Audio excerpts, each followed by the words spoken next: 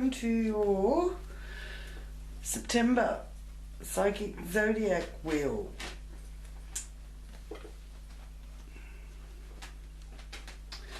September 2020, focusing for Leo. What messages do you have for Leo for September? I ask my guides and angels and invite them to join me in this reading for Leo's highest good and for the good of all concerned.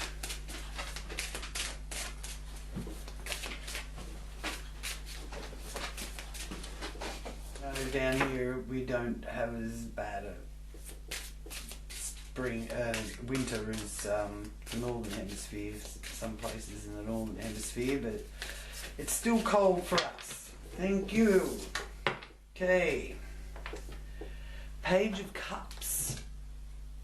Message of love being shown there. Somebody's trying to get your attention, Leo. Showering you with admiration. And it is a karmic experience. It's a romantic experience as well. So it's a romantic message. A bit of romance there for you.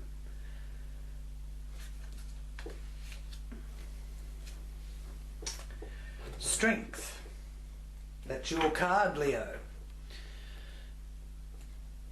See the Leo symbol there. Courage, endurance. That's in your area of your self-worth. So this message is really going to lift your spirits.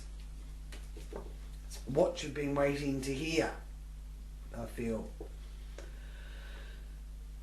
With the world showing up in your communication, completion of a cycle. End of the old, the beginning of the new. So you're able to communicate that with people in your close environment. So there could be some opening up and really discussing things more openly and letting go of what's been holding you back. Ace of Swords, some clarity in the home and family, cutting through the bullshit.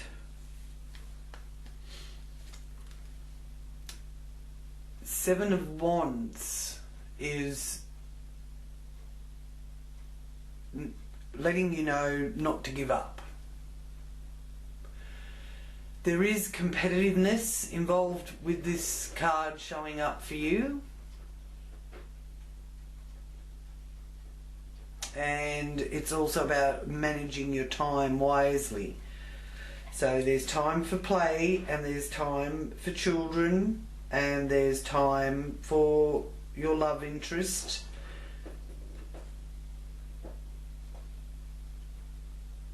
And now is not the time to give up.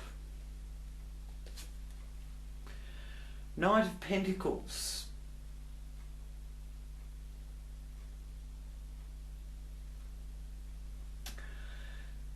This is in your area of work colleagues, health, fitness, hygiene, your daily routines. And there is a message with this of not giving up also, even if there are delays. So you may find some delays. It could be connected to investing in a home. Maybe you're not got enough income coming in to get the approval to go ahead with buying it, but it's just a delay. Seven of Swords is a bit of strife with the Seven of Swords. And needing your own space. walking away. And there's a message here of needing eyes in the back of your head when dealing with crafty people also. So in business relations, there could be someone who's a bit crafty. Nine of Swords, and it's reversed. So when dealing with others in joint finances or support, it is an area of our sexuality. Nine of Swords reversed is like walking on eggshells. And it is also about keeping the peace and just checking in with yourself of whether or not you're being oversensitive, and are you self-sabotaging. Excuse me. Oh, the Ace of Cups. So we've got two aces. So there is a new pathway opening up for you. Now the Ace of Cups is the gift of water. So it's a Pisces, Cancer, Scorpio energy in the Ace of Cups. And it is to do with a new home or a new place to live. So that's showing as an important situation that you're in at the moment. Where you're heading. New feelings blossoming. And it's also a sign of a turning point where something can actually fall into your lap. And the seeds are ready to sprout, which is opening your heart. So again, the heart chakra is being shown strongly in your spread, Leo. And Archangel Gabriel is also there for you to turn to ask for help or guidance. But the Ace of Cups is about happy news and fertility and conception for men or women, and its time frame is in the next 11 days, where any or of these things may occur. And it's in the area of overseas travel, foreign cultures, foreign lands, philosophy, your goals and aims, where you want to head in the future. So you're wanting that love, and you're wanting to share your love. And for some reason you always feel like you're at the beginning.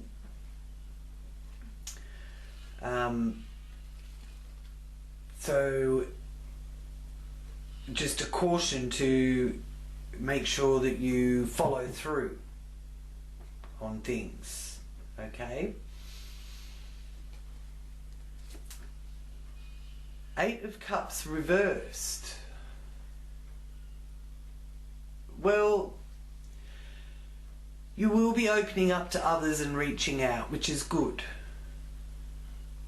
And you are ready to return to an active career or profession after a time of isolation. So you're ready, whether or not the rest of the world's ready, but you feel ready.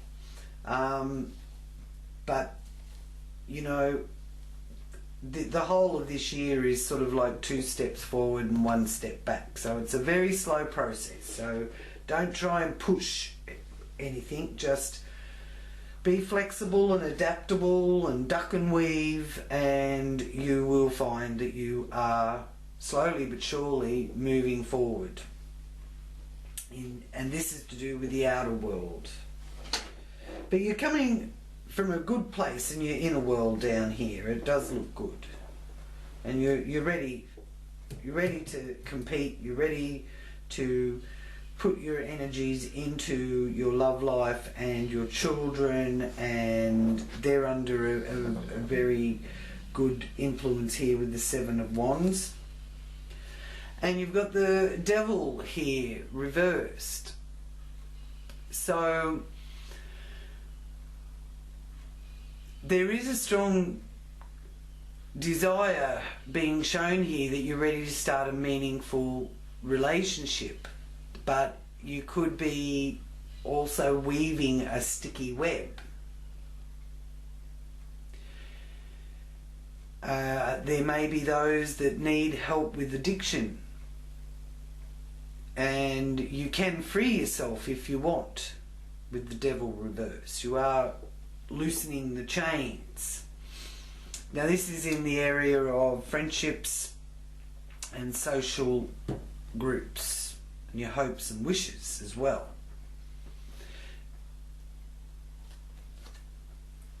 And then we have the Four of Wands, the bride and the groom, feeling that stability with the Four of Wands, which is lovely. It's a sign of good luck, and living your dreams is the Four of Wands, and wanting to live life to the fullest. That's in the area of your subconscious, what you keep secret and hidden. The 12th house can also be the area where you sabotage yourself. But having the Four of Wands there, which is such a fortunate card, is more about celebrating the completion of a solid foundation that you've built. Considering that you've mustered the energy to achieve what you have, achieve your goals, so that you can relax for a little while and enjoy the fruits of your labour and your endeavours. So there is a sense of contentment, being happy with what you've achieved with that Four of Wands there. So I really do like seeing that there. Now, this lovely message here can be also indicating for you that it's some news to do with a grand creative project. Remembering that the image that you project is very powerful, and what you're focusing on is what you're co-creating to manifest, okay? So we've also here in the first house of Leo is Venus this month, moving into Leo on the 6th of September. So September will be a good time to really focus on your heart chakra.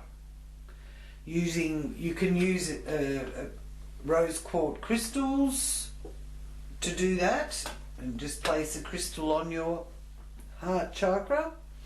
Or maybe you have some ideas about how to really tune into your heart chakra, and you can leave that in the comments. You want to enjoy your relationships and make them fun and creative.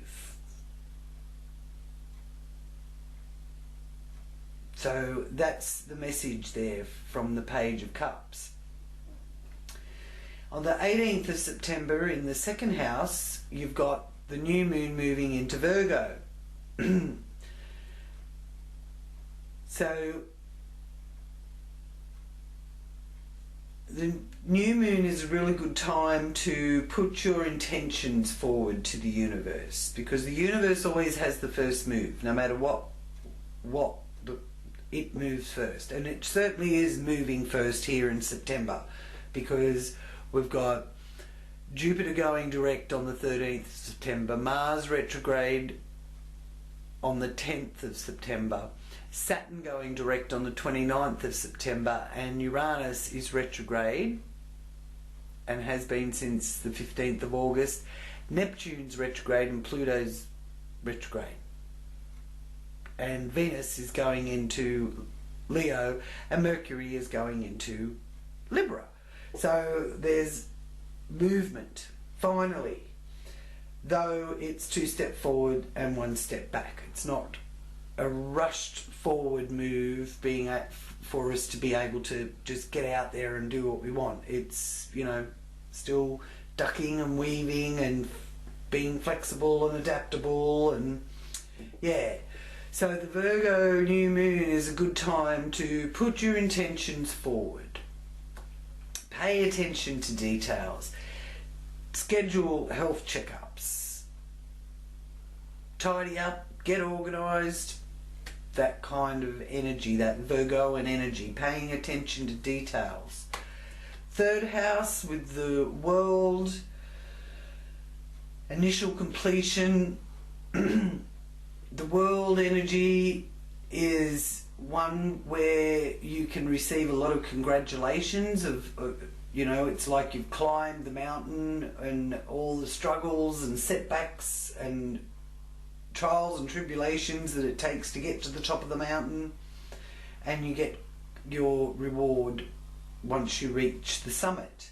So this is letting you know that the communication side of things and your siblings and your local neighbourhood are going to acknowledge your achievements. It's also a message of not repeating old patterns that have caused trouble in the past, and that you are reaching an important part of your life's education.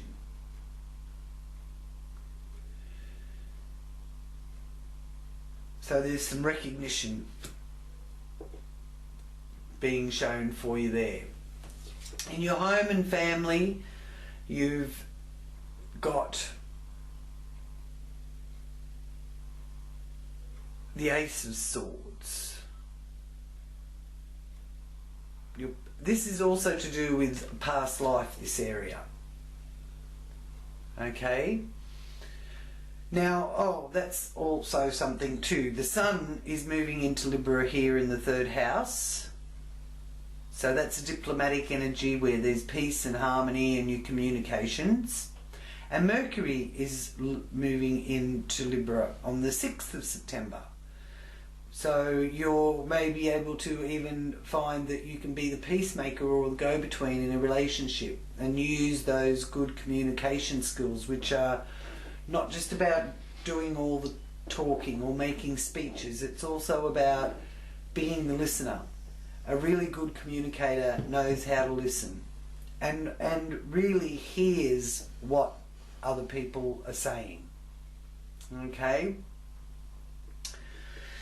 So, with this being in your 4th house, it is bringing clarity to your home environment or to your family environment also. So now enjoy the wide open spaces and recreation and sport.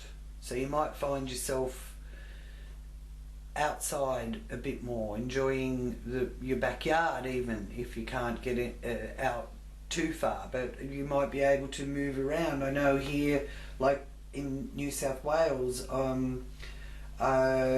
even though we do have procedures in place and social distancing, we can still move around. We can't leave New South Wales because the other borders are closed, but we can move around New South Wales, which is a beautiful place. So you know, you can get out into the outdoors and connect with nature. If you're not in a situation where you can get out into your local area and spend much time, you can still go outside and enjoy what nature has to offer, which may be sunshine, or there may be trees, and you can give some trees a big hug. They are alive and living things, so you do pick up the energy off the trees, that kind of thing. Take the children out, go for a walk. Now, in the 6th house with the Knight of Pentacles reversed,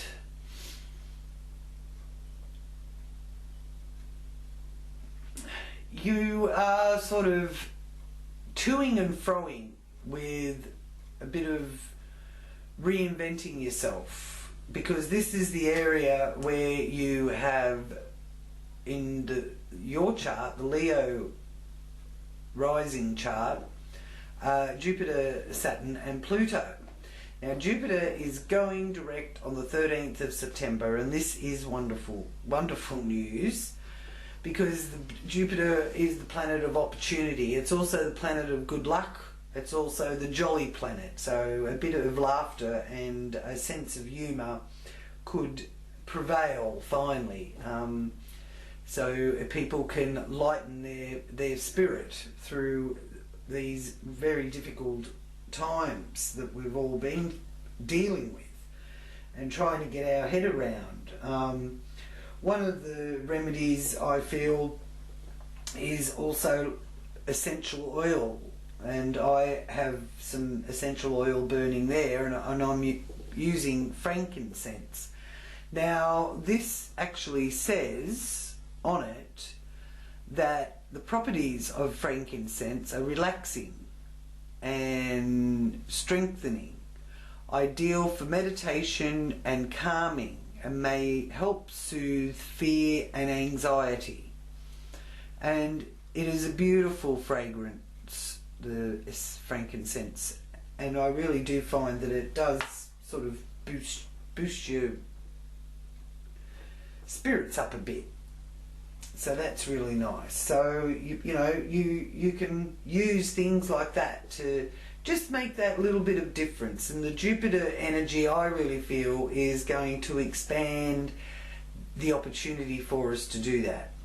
Now Jupiter can over-exaggerate things as well, so try and keep a perspective on things. Alright, now Saturn is, as I said, is also going direct on the 29th of September, so I'm really looking forward to that, because Saturn just feels like it's just dragging on and making everything so tedious and taking so long. So it's just going to be really good for it to finally be going direct, move through the end of its Capricorn run, and it will keep moving into Aquarius, but keeping in mind that when it moved into Aquarius at the beginning of the year, that's when all the restrictions came.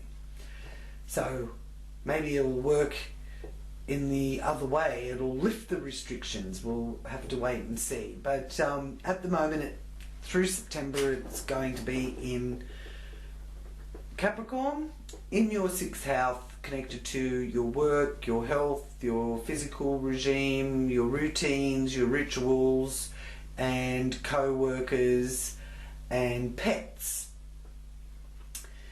So Pluto is also in there, so it's important with Pluto retrograde to not use your power in manipulative plays of getting one up on someone. It may be very tempting, but you will get consequences out of that. Pluto is very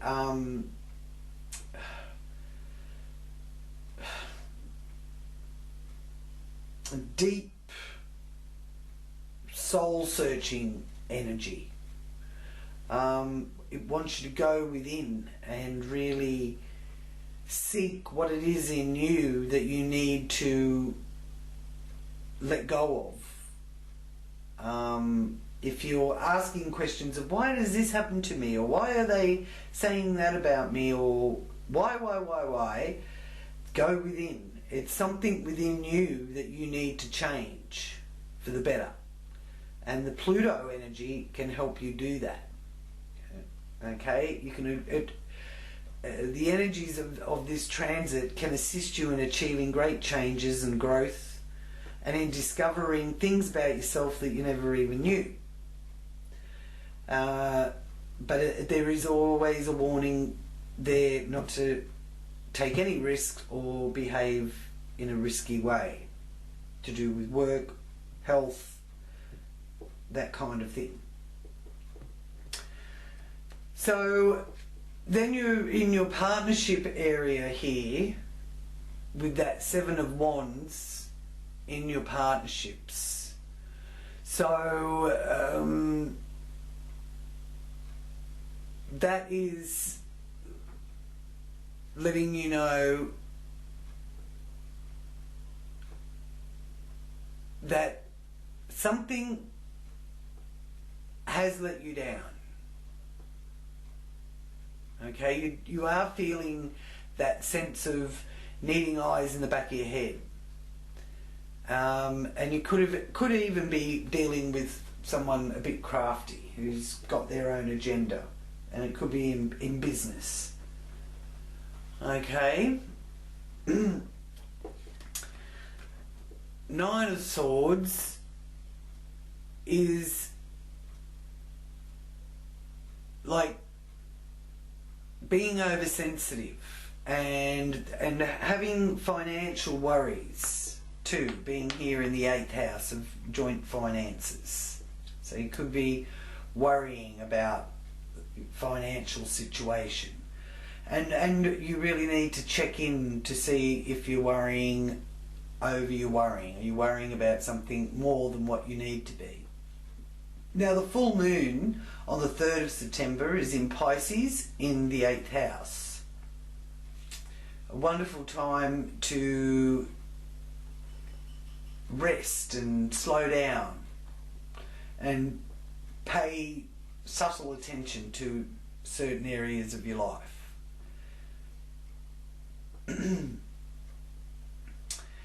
Neptune is also retrograde here in the 8th house, so you may be able to really get in touch with some great compassion, and there's that mystic psychic energy there with that Neptune in Pisces retrograde as well. And Neptune retrograde is also one of not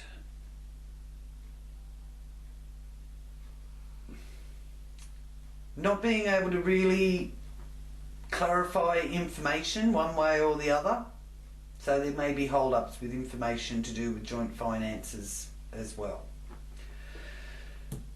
Mars is retrograde in Aries on the 10th of September. Mars being the warrior planet, and it's about physicality and masculinity, and it's retrograde. So it is in retrograde motion. The energy that's and message for the collective is about being civilized versus being primitive, because that Mars retrograde energy is really going to bring up that primal fundamental instincts to survive against that wanting to thrive. You know, people will we will all find that we're, you know, making our lives more simpler, I suppose, is one way of putting it. Yeah, the instinct to survive. So if your primitive and civilized sides are out of balance, one or both of them, that can be destructive and can make a person implode in on themselves. So be careful of that. How do you maneuver around that sort of energy? Well, you use exercise and expel your energy, and you know, get physical. Get physical. Okay. So otherwise, sitting around sort of just, you know, running it over and over and over again in your head, because the 9th house and the 3rd house are all about head energy, about your mind and about how you think. If you're going over and over and over again and obsessing over something like that, you will implode.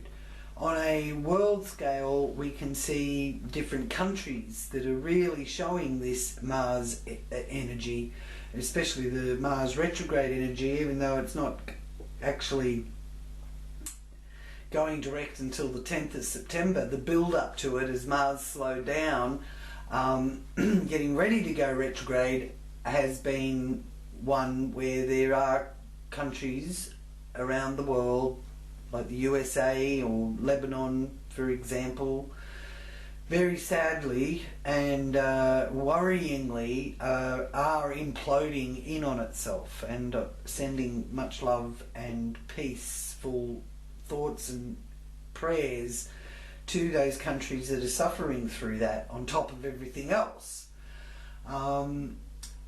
So yeah, so be careful of what you get involved with. You know, the Mars energy is about cutting, and it's about like things like surgery as well. It's also like it has that sharp knife energy. So just be careful, and don't get involved in anything that you really don't have to be physically involved. There's other ways to be able to help change and peace to prevail. So if that Mars retrograde energy becomes a situation where you as the individual are feeling introverted, you may find that difficult, especially a Leo, who is usually more of that extrovert energy, and then you know, if you're feeling like you're feeling introverted, well then you've got to be careful, because and be aware that if someone provokes you and keeps provoking you, then you can get to a point of exploding. Okay, now this may be you doing that or someone doing that to you, so just be aware of that. Okay, the Mars energy is also related to men and how you relate to men, and there's also a absence of the father associated with Mars retrograde.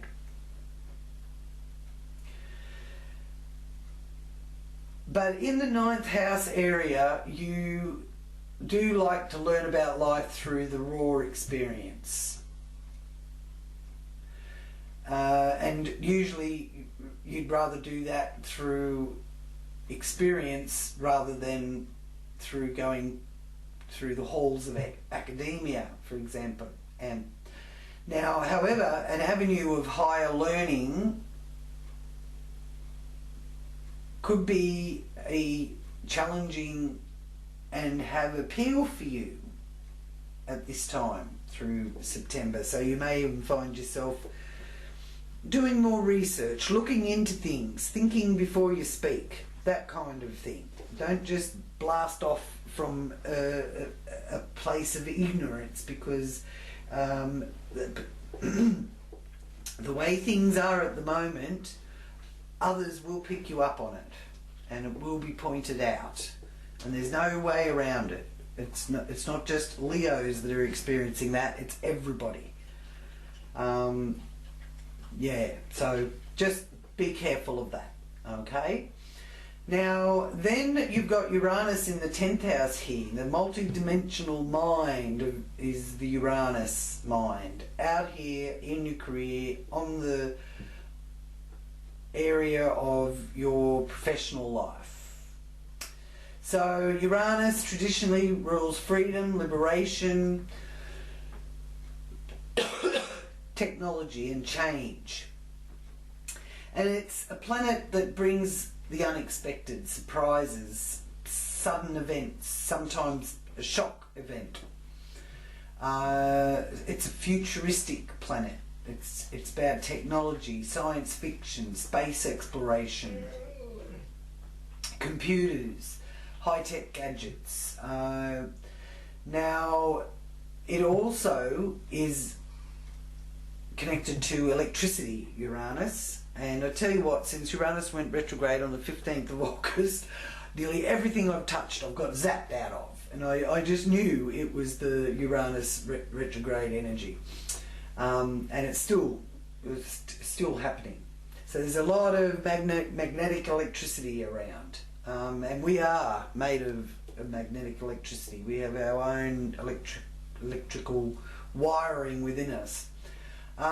Yeah, so it is in retrograde about exploring the unknown and making it known. And there's an overwhelming desire to do something different. But again, be careful, because everything's changing so often and so quick, and we're adjusting and being flexible and ducking and weaving and moving constantly all the time. People they want change, but then when they get it, they don't want it to change like that. They want it to change like this. So there's toing and froing and ducking and weaving, and yeah. So that is all also a part of this Uranus energy, and the Mars energy, and the Neptune. All of it is really playing out in a way that I haven't actually seen it so visible on a global scale. In all these years that I've been studying astrology, it's quite astounding to watch, actually. Now, in here is your hopes and wishes area in the 11th house, and focusing on what you want to manifest and create and co-create. It's your friendship groups as well, and your social associations, and it's about you learning to serve humanity. So there could be some hard lessons there for you to learn about what that means.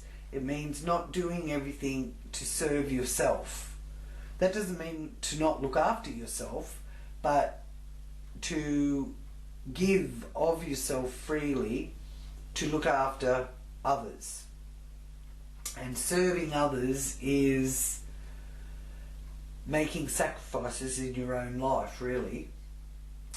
So there's a big emphasis on that, especially when the devil is reversed there, letting that saying that you don't really want to have to do it that way. You want to let go of having to serve others so that you can take care of yourself. That serving others has in the past made you feel trapped. So you want to be free. So you may have a bit of a battle within going on with that.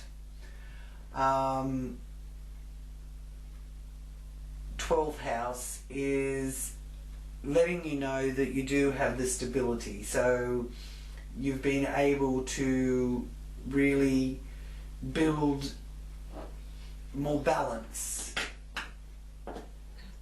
psychologically and subconsciously. There's a feeling of security there for you, which is helping you deal with the outer world and making your inner world more comfortable. Okay, so I will ask now for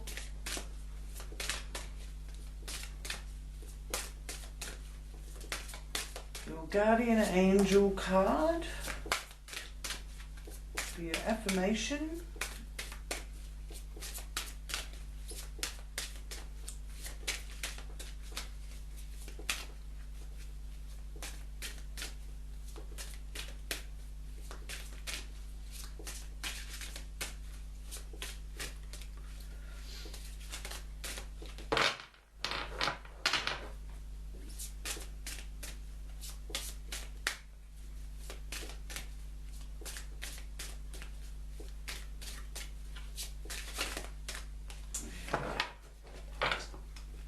Take that one. The Angel of Gratitude, number 13. Gratitude, perspective, mindfulness, compassion, abundance, peace, selfless, purpose. Number 13, Angel of Gratitude.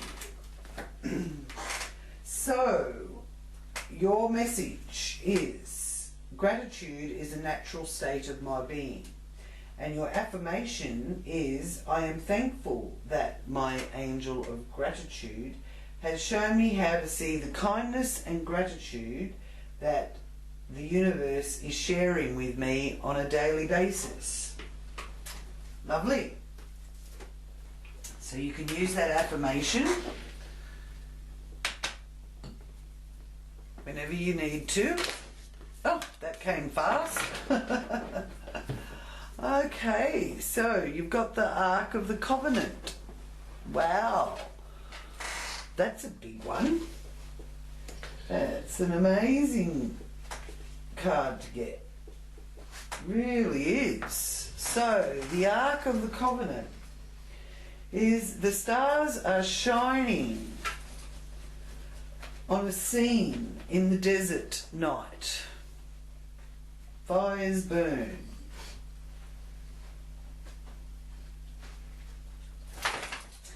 At the moment of the most mundane level, this card can represent a beneficial legal contract or title transfer.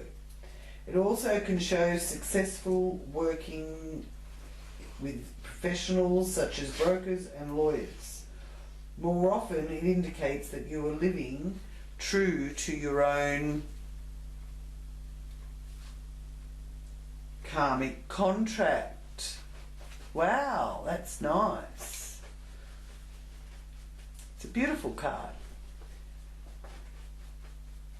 You're facing your lessons that will help you grow, working toward greater discoveries and bringing your unique contribution into your world. Your karma does not rule you, you rule it.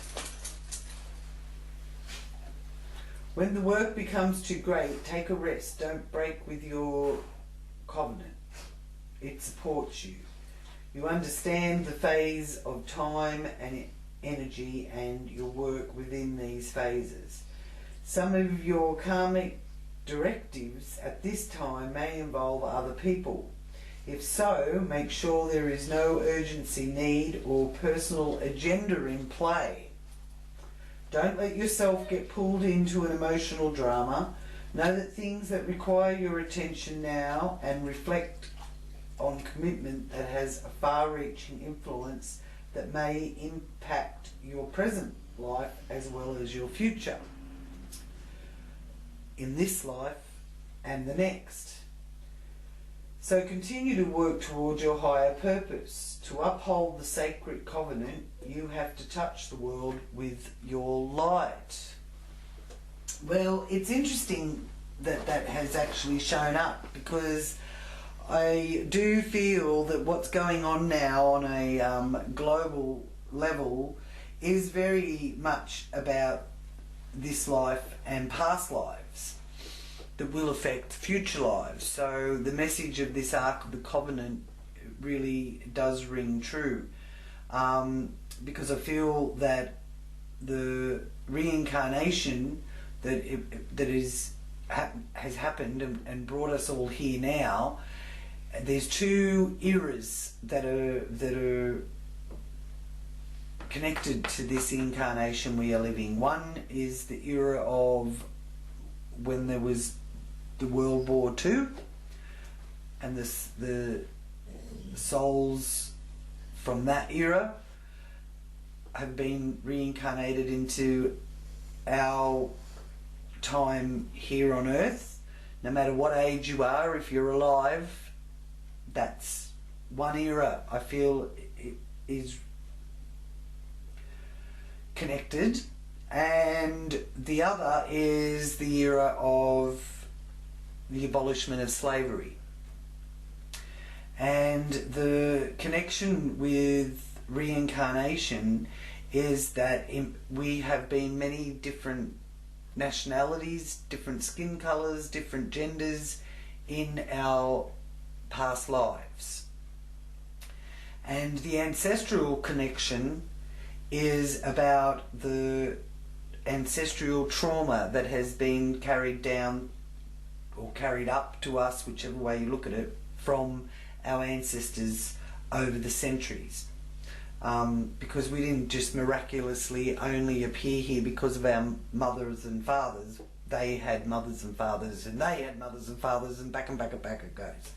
So that's how we all, I feel very strongly about it, is how come we're all here at the moment,